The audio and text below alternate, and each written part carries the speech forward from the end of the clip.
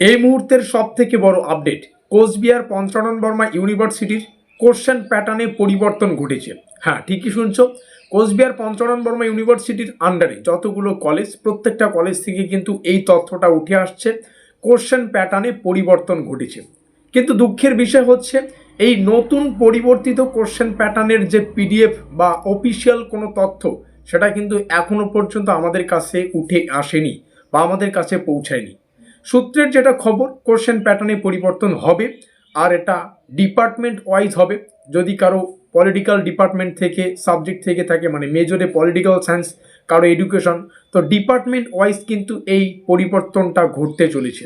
কিন্তু যেমনটা বললাম, এইটা যদি বাস্তবায়ন হয় তাহলে কিন্তু তোমাদের সব থেকে আনন্দের খবর বা সব থেকে যে সুখের খবর, সেটা কিন্তু এটাই হবে, নতুন পরিবর্তিত কোশ্চেন প্যাটার্ন অনুযায়ী তোমরা কিন্তু তোমাদের পরীক্ষার যে প্রস্তুতি, সেটা কিন্তু আরও সাধারণভাবে, আরও গভীরভাবে নিতে পারবে। কারণ কি, যদি কোশ্চেন প্যাটার্নে পরিবর্তন হয় তাহলে কিন্তু প্রস্তুতিটা সহজ হবে।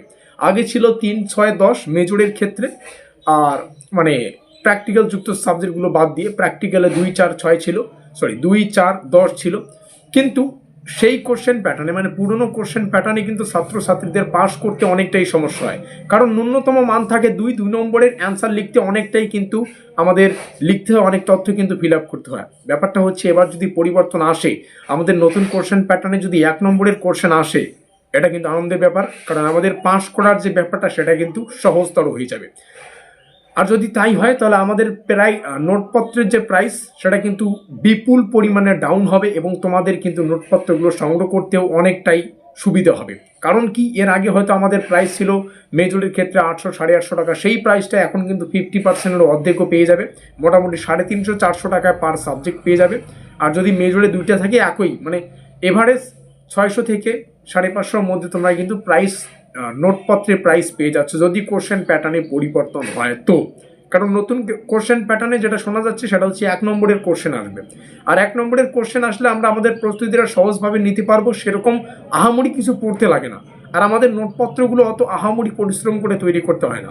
পরীক্ষা নিরীক্ষা তো থাকেই, কিন্তু 3, 6, 10-এর ক্ষেত্রে যতটা পরিশ্রম, তার থেকে কম পরিশ্রম হবে নতুন কোশ্চেন প্যাটার্নের নোটপত্র তৈরি করতে। তো আমরা ইতিমধ্যেই কিন্তু আমাদের পুরনো কোশ্চেন প্যাটার্ন অনুযায়ী নোটপত্র তৈরির কাজ সুসম্পন্ন করে ফেলেছি। কিন্তু হঠাৎ করে এই খবরটা আমার কাছে স্পেশালি দুঃখের খবর, কারণ আমাদের নোটপত্রগুলো আবার তৈরি করতে হবে নতুন কোশ্চেন প্যাটার্ন মেনে। যেমনটা বললাম, নতুন কোশ্চেন প্যাটার্ন মেনে আমরা, আমাদের কাছে কেউ যদি, তোমরা যদি তোমাদের কাছে ডিপার্টমেন্ট ওয়াইজ পিডিএফ থেকে থাকে, নিচে দেওয়া যোগাযোগ নম্বরে যোগাযোগ করে অবশ্যই আমাদের কাছে সেন্ড করবে। তাহলে আমরা সেই পিডিএফ বা সেই অফিসিয়াল তথ্য অনুযায়ী নতুন করে প্রত্যেকটা বিষয় তোমাদের সামনে শেয়ার করার চেষ্টা করব। আর কোশ্চেন প্যাটার্ন সত্যিই পরিবর্তন হলে তোমরা আমাদের যে পেইড নোট, সেখানে কিন্তু বিপুল পরিমাণে প্রাইস ডাউন দেখতে পারবে। সবার সাধ্যের মধ্যে প্রাইস একটা থাকবে, গ্যারান্টি দিচ্ছি।